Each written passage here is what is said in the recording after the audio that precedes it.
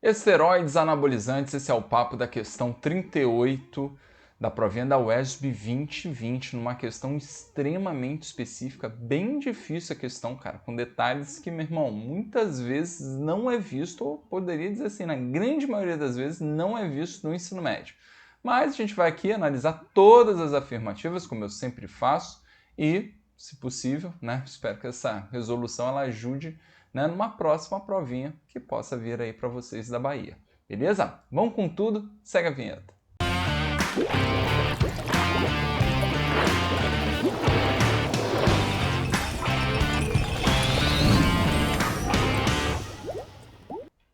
Pronto, galera, estamos de volta. E o cara vem aqui no texto ó, falando sobre o culto ao corpo, beleza? Um texto bem bacana, vale a pena a leitura, porém não muito importante para a resolução da questão, não vou perder tanto tempo assim para a resolução não ficar tão longa, beleza? Mas ele fala aqui, inclusive, né, relacionando aí os esteroides anabolizantes, tá? Então a gente tem que ter muito cuidado com a utilização desses que podem sim ter sequelas enormes, né, na nossa vida, beleza? Então eu vou ler as afirmativas e vou fazer um comentário sobre cada uma delas aqui, porque é importantíssimo, cara, amplia bastante conteúdo fazendo essa leitura, né? Entendendo o porquê da correta e entendendo o porquê das demais não estarem, beleza? Então, ó, na primeira, ele diz o seguinte, ó, que a utilização de esteroides anabolizantes necessita de uma injeção adequada de peptídeos essenciais para que possa ocorrer a hipertrofia muscular. E cara, essa questão ela não se tornou tão absurda porque, de fato, essa afirmativa ela está correta e ela cai razoavelmente dentro de um senso comum. Para você ter hipertrofia muscular, o crescimento da tua musculatura, das suas fibras musculares, você precisa fazer, né, uma dieta rica em proteínas. Porque quando você pensa na musculatura, você já pensa de cara em quem? Em actina, certo? E miosina, ok? Então, o plano básico aí para entender que a musculatura ela vai crescer com a ingestão de bastante proteína, beleza? Então essa questão de fato ela está correta e de fácil entendimento. Agora, as demais, cara, porra, o cara foi, meu irmão, extremamente específico em alguns conteúdos, beleza? Tranquilo? Então, ó, vamos aqui na segunda afirmativa. Os esteroides anabolizantes apresentam receptores na membrana plasmática das fibras musculares, onde desencadeará seu desenvolvimento. E aí já começa, meu irmão, um papo bem pesado. Por quê?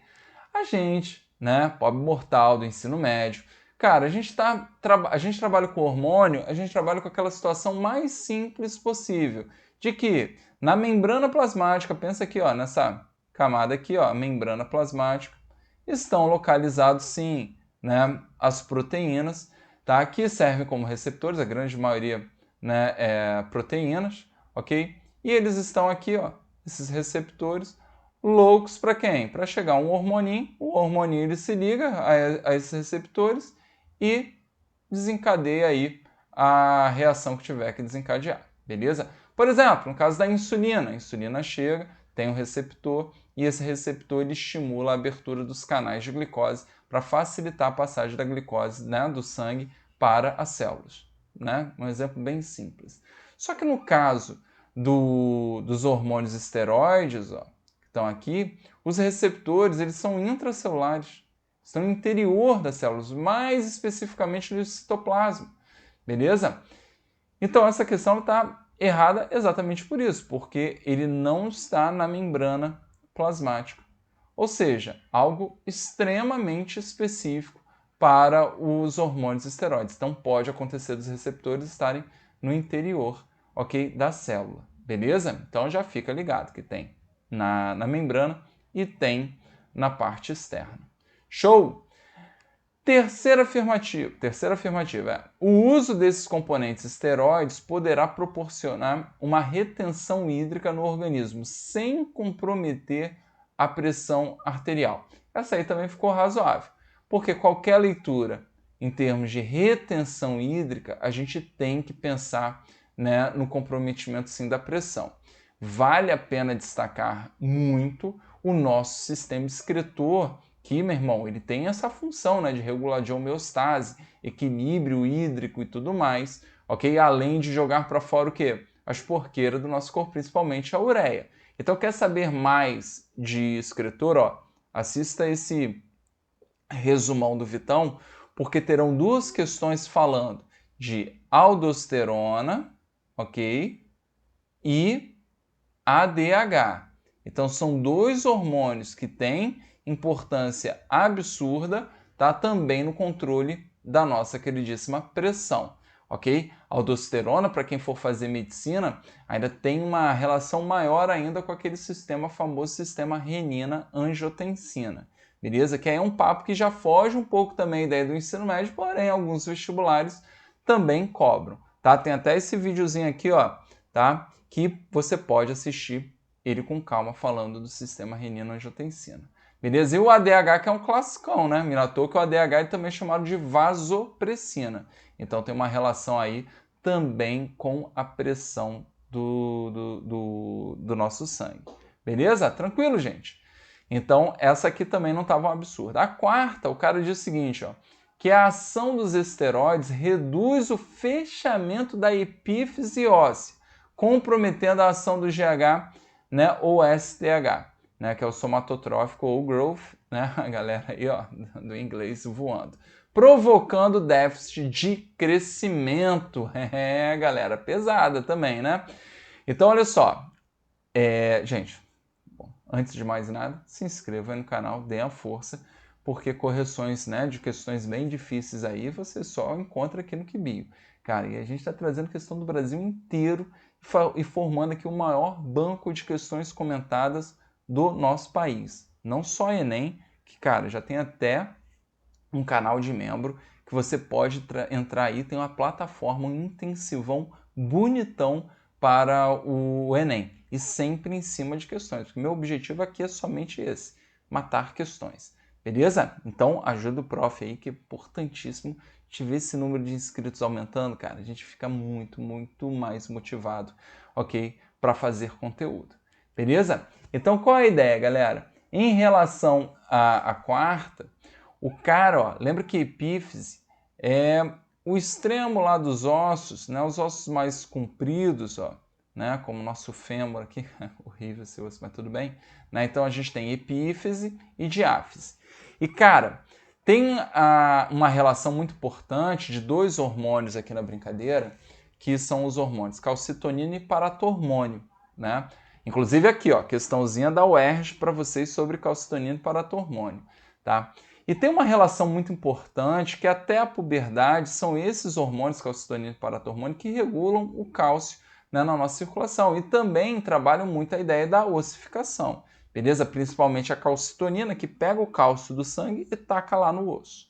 Maravilha? Só que após a puberdade, quem absorve essa função de ossificação na verdade, são os hormônios esteroides. No caso dos homens, a testosterona, e no caso da mulherada, né, o estrogênio.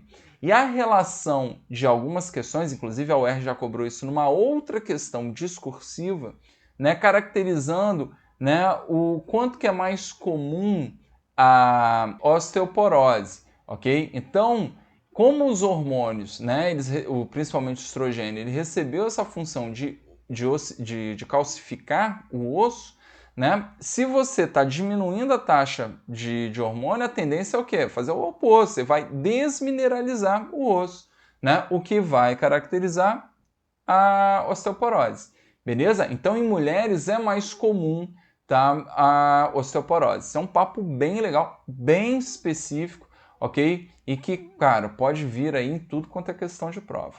Maravilha? Então, na verdade, a ideia de você ter uma mineralização acima do normal, ou seja, com uma taxa de esteroides bem elevada, é exatamente o que? Dificultar a chegada, né, do GH e do STH. Beleza? Então, ele bota assim, ó, a ação dos esteroides reduz o fechamento da epífise. Não, ele aumenta, ok? Ele aumenta o fechamento, tá? Dificultando a chegada do GH ou do STH. Beleza? Tranquilo? Show de bola. E na 5, a aplicação dos esteroides anabolizantes potencializará a ação das células de Leydig, aumentando a produção de espermatozoide.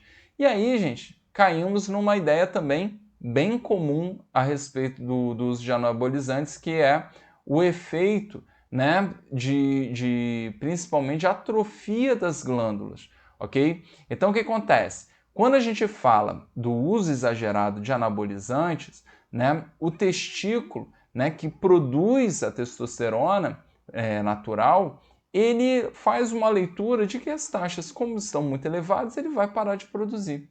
E isso aí pode levar, ao longo do tempo, e o uso equivocado dos anabolizantes, né, numa atrofia dessa glândula. Só que aí a gente tem que lembrar num lance. Quando eu falo de testículo, lembra que o testículo ele tem a função mista. Uma função exócrina, produção de espermatozoide, e uma função endócrina, produção da testosterona. Beleza?